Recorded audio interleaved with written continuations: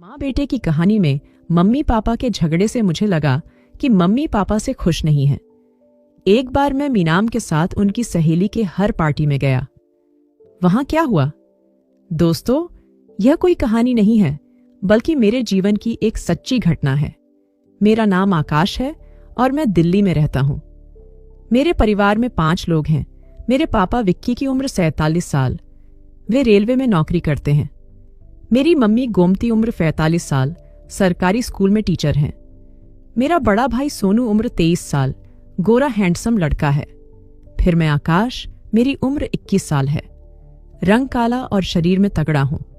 मेरे बाद मेरी छोटी बहन मीना है। उसकी उम्र 19 साल है और उसका रंग एकदम दूध सा गोरा है। यह बात तब की है जब मैं 12वीं में दोबारा फेल हो गया था। मेरे भाई बहन सब पढ़ाई में ठीक थे, पर पता नहीं मैं ही उनसे हमेशा पीछे था। घर वालों की नजर में मैं बिल्कुल निकम्मा था। हर समय वे मुझे ताने देते थे और मैं अपनी जिंदगी में हर तरफ फेल होता जा रहा था। पढ़ाई में, गर्लफ्रेंड बनाने में। क्योंकि मेरे काले रंग और पढ़ाई में कमजोर होने से मेरे स्कूल में मुझे कोई लड़की लाइन नहीं देती थी।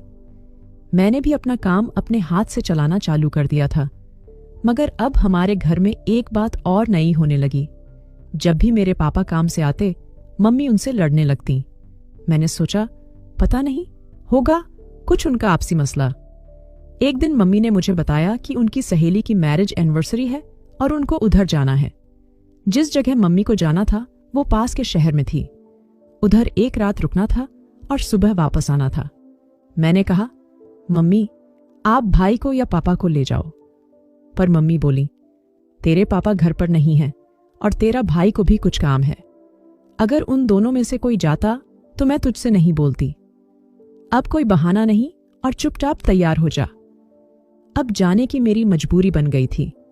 मैं और मम्मी रेडी होकर घर से निकल गए।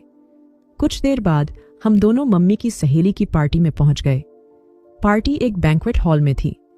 जब हम वहां पहुंचे तो आंटी को मैंने नमस्ते किया और पार्टी में घुल मिल गया। आंटी ने वहां आए सभी मेहमानों को रूम दे रखे थे। हमें भी एक रूम दे दिया और कुछ देर में हम दोनों पार्टी में आ गए। मेरी मम्मी तो आंटी और अपनी और सहेलियों से बातें करने लगी, मगर मैं किसी पागल की तरह यहां वहां घूमने लगा। मुझे उधर एक आदमी मिला और उसने मुझे एक कार्ड दिया। वो मुझसे बोला, ये कार्ड उनको दे दो। वो कोई 32 साल की महिला थी। मुझे लगा कि ये आदमी उनका परिचित होगा। मैंने वो कार्ड जाकर उस महिला को दे दिया। उस लेडी ने मुझे देखा और वो कार्ड लेती हुई मुझसे बोली, सुनो, कितना चार्ज करते हो? मेरा तो आज मन नहीं है, फिर भी तुम्हारा कहीं पर जुगाड़ करती हूं। यह कहकर वह वहां से चली गई, मगर मेरी समझ में कुछ नहीं आया। फिर मैं उस कार्ड वाले आदमी को ढूंढने लगा। मैंने सोचा कि पूछूंगा यार, उस कार्ड में क्या लिखा था। फिर कुछ देर घूमने के बाद मुझे वो आदमी तो नहीं मिला, मगर वह लेडी मिल गई। वह मेरे पास आकर बोली, सुनो, तुम्हारा काम हो गया है, मगर पैसे जो मिले रख लेना। ज्यादा ना नुकुर मत करना। मैं उसे देख रहा था। वह वापस एक बढ़ा सा स्कार्फ देती हुई बोली, दूसरे फ्लोर पर कमरा नंबर 32 में मुंह पर यह कपड़ा बांधकर जाना है। और सुनो, बढ़िया से सर्विस देना। अगर सर्विस पसंद आई तो अगली बार और भी कस्टमर मिलेंगे। बस, ये कहकर वो वहां से चली गई। मेरी समझ में कुछ नहीं आ रहा था कि क्या मामला है। फिर कुछ देर बाद मैंने सोचा कि कम से कम चलकर तो देखना चाहिए कि क्या माजरा है। मैं मुंह बांधकर बताए हुए कमरे के बाहर पहुंच गया और दरवाजे पर दस्तक दे दी। अंदर से एक घरघराती सी आवाज आई, खुला है, आ जाओ। मैं जब अंदर गया तो अंदर रूम में अंधेरा था। फिर एक साई ने दरवाजा बंद किया और मेरा हाथ पकड़कर उस पर पैसे रख दिए। वह दबी हुई आवाज में बोली, ये 5000 हैं, चाहो तो गिन सकते हो। फिर उसने मुझे पकड़ा और बेड पर धक्का दे दिया और वो भी मेरे पर आ गई। तो फिर मैंने भी अपना काम शुरू कर दिया। लगभग 25 मिनट बाद वो बोली, तुम कोई दवाई खाकर आए हो क्या? इतनी देर हो चुकी है, तुम्हारा हो क्यों नहीं रहा है? मैं कुछ नहीं बोला और अपना काम में लगा रहा। वह बोली, यार एक बात बताओ, मैं यहां लड़की होकर बोले जा रही हूं और तुम हो कि मर्द होकर भी शर्मा रहे हो। इस बार मुझे वो आवाज जानी पहचानी सी लगी। अगले ही पल मैं घबरा गया था। मैंने सोचा कहीं ये मेरी मम्मी तो नहीं है। और ये ख्याल मेरे दिमाग में आते ही मैंने जल्दी से अपनी स्पीड बढ़ा दी और जल्द से जल्द काम खत्म करने की कोशिश करने लगा। फिर लगभग 10 मिनट के बाद मेरा खेल खत्म हुआ तो वो मैं ऐसे ही लेट गया। जब मुझे कुछ होश आया तो मैं जल्दी से उठकर अपने कपड़े ढूंढने लगा। वो बोली, क्या हुआ यार, कहाँ चल दिए? फिर जब मैं कपड़े पहनने लगा तब वह बोली, सुनो, मेरी फ्रेंड ने 5,000 पूरी रात के बताए थे और तुम अभी से जा रहे हो?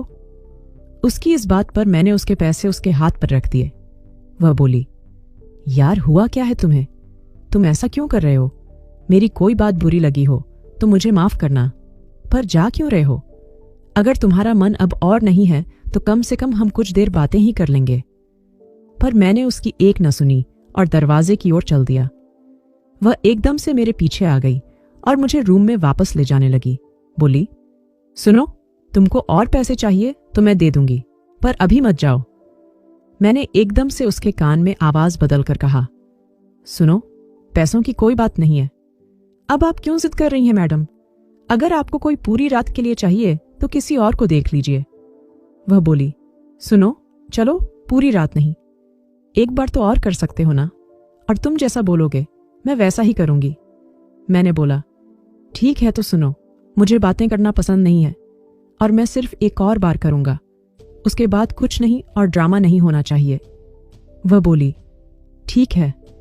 मैंने सोचा कि जो होना था वो तो हो ही गया है, पर एक बार और ही सही, उससे क्या बिगड़ जाएगा? फिर अगर मैं ऐसे ही चला गया तो ये पता नहीं क्या करेगी। तो मैंने फिर से अपना काम शुरू कर दिया।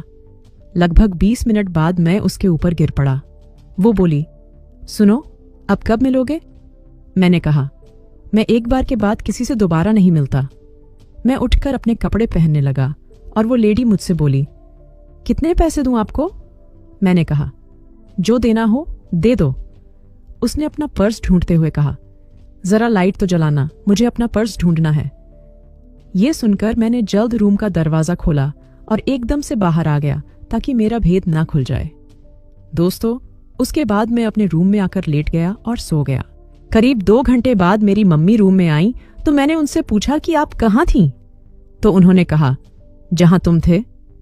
मैंने कहा, क्या मतलब? मम्मी ने मेरा मोबाइल फोन मेरे हाथ में रख दिया और बोली, ये कहाँ मिला, पता है तुम्हें? मैंने बोला, पता नहीं, ये तो पार्टी में कहीं गुम गया था। दोस्तों, कैसी लगी मेरी कहानी? मुझे कमेंट्स में बताएं। धन्यवाद।